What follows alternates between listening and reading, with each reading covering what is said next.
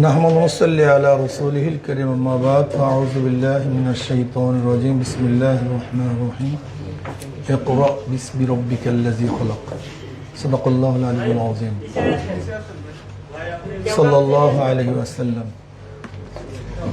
আসলে আমাদের দাবি এটা নতুন কোনো দাবি নয়।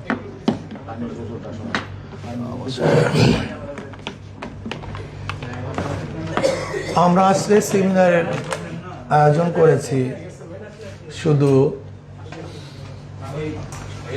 সরকার যে ইস্তেহার দিয়েছেন সেটাকে স্মরণ করিয়ে দেওয়ার জন্য, বরং আমরা যে বক্তব্য দিয়েছি মনে হয় সরকার তার চেয়ে অনেক কঠিন বক্তব্য তার ইস্তেহারে দিয়েছেন। আমরা যে দাগ উত্থাপন করেছি সরকার মনে হয় তার চেয়ে অনেক বেশি আমাদের আশ্বস্ত করেছেন, তার ইস্তেহারের মধ্যে আশ্বস্ত করেছেন। যে শব্দগুলি প্রয়োগ করেছেন তার ইস্তেহারের মধ্যে, এই শব্দগুলি যে আসলে বাস্তবায়ন হয় তাহলে আমাদের এই বিষয়ে কোনো দাবি থাকতে পারে বলে আমি মনে করি না। থাকবেই বা কিভাবে, সে সব সংকট দূর করে দেবেন। কাজে সরকারকে বলবো, আপনি যে ইশতেহার দিয়েছেন ইশতেহারের অনুকূলেই মানুষ আপনাকে ভোট দিয়েছে। যদি আপনি ইশতেহারের দাবি পূরণ না করেন তাহলে আপনি ক্ষমতা থাকতে পারেন না। কারণ আমি তো ভোটই দিয়েছি আপনি ইশতেহার দেখে যে আপনি এই কাজগুলি করবেন। ইশতেহারের দাবি যদি কোনো সরকার পূরণ না করে তাহলে নৈতিকভাবে সে সরকার থাকতে পারে না। কারণ আমি ভোট দিয়েছি কেন, আমি তো প্রতিশ্রুতি দিয়েছি আমি কাজগুলি করব। কাজে আমি তারেক জিয়া সরকারকে বলবো যে আপনি যে ইশতেহার দিয়েছেন কতদিনের মধ্যে বাস্তবায়ন করবেন আমরা সেটা জানতে চাই। কতদিনের মধ্যে আপনারা প্রয়োগ করবেন, আইন পাশ করবেন, এটা আমরা জানতে চাই। যদি মনে করেন না যে আমি ধোঁকাবাজি করব, এটা বাস্তবায়ন করব না, তাহলে ইনশাআল্লাহ বাংলাদেশের তৌহিদে জনগণ বাস্তবায়ন করার জন্য যে পদক্ষেপের প্রয়োজন তারা গ্রহণ করতে বাধ্য হবে। আর আমি মনে করি ধর্মীয় শিক্ষক, ইসলামী শিক্ষক এই শব্দ আমরা কেন প্রয়োগ করি? ইসলামী শিক্ষক, ধর্মীয় শিক্ষক, ইসলামী শিক্ষক তো এক না। আমরা কেন এখানে হীনমন্যতায় ভুগি? এখানে কিন্তু ধর্মীয় শিক্ষক কেন? যদি অন্য ধর্মের খ্রিস্টান ধর্ম না, খ্রিস্টান ধর্মের আন্দোলন করে তারা তাদের ধর্মীয় শিক্ষক নিয়োগ দিবে। বৌদ্ধ ধর্মরা তারা আন্দোলন করে তাদের বৌদ্ধ ধর্মের নিয়োগ দিবে, সমস্যা কি? আমরা ইসলাম ধর্ম যারা আছে ইসলামী শিক্ষক নিয়োগ দিব। আমি মনে করি ইসলামিক শিক্ষক নিয়োগ দিতে হবে এবং কওমি ওলামায়ে কেরামকে নিয়োগ দিতে হবে। তাদের সার্টিফিকেট স্বীকৃতি নয়, এটা বাস্তবে দেখতে চাই। স্বীকৃতি দরকারটা কি?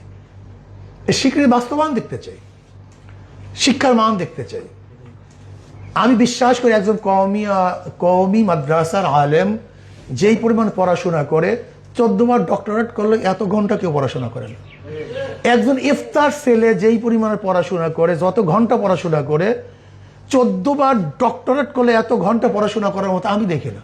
আপনি বিশ্বাস করতে পারবেন না, অনেক ছাত্ররা তো 18 ঘন্টা পড়াশোনা করে। 18 ঘন্টা আপনি চিন্তা করতে পারবেন না। অনেকে হয়তো পরীক্ষার সময় করে, সারা বছর না।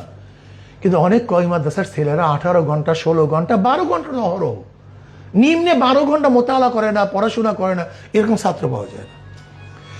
যাই হোক, আমি যে কথা বলতে চাই, আমি তারেক জিয়া সরকারকে অনুরোধ করব যে আপনি যে ইস্তেহার দিয়েছেন সেই ইস্তেহারের বাস্তবতা দেখতে চাই।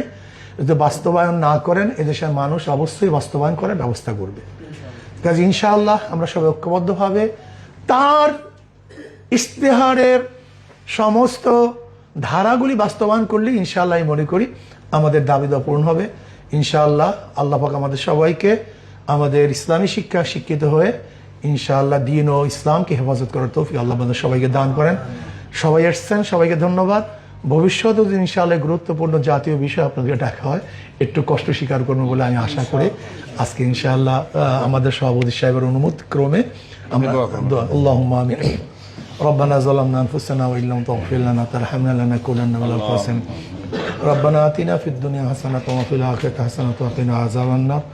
আল্লাহ আপনার জমিনে আপনার হুকুমত ইসলাম হুকুমত কায়েম করে দেন। ইসলাম হুকুমতের জন্য সাহাবায়ে কেরামের জন্য সাহিবের জাদ্দোজাহাদ করার তৌফিক দিয়ে দেন। আল্লাহ আমাদের উদ্দেশ্যকে নিয়ে এখানে এসেছি, একত্রিত হয়েছে, সে বাস্তবায়ন করে দেন।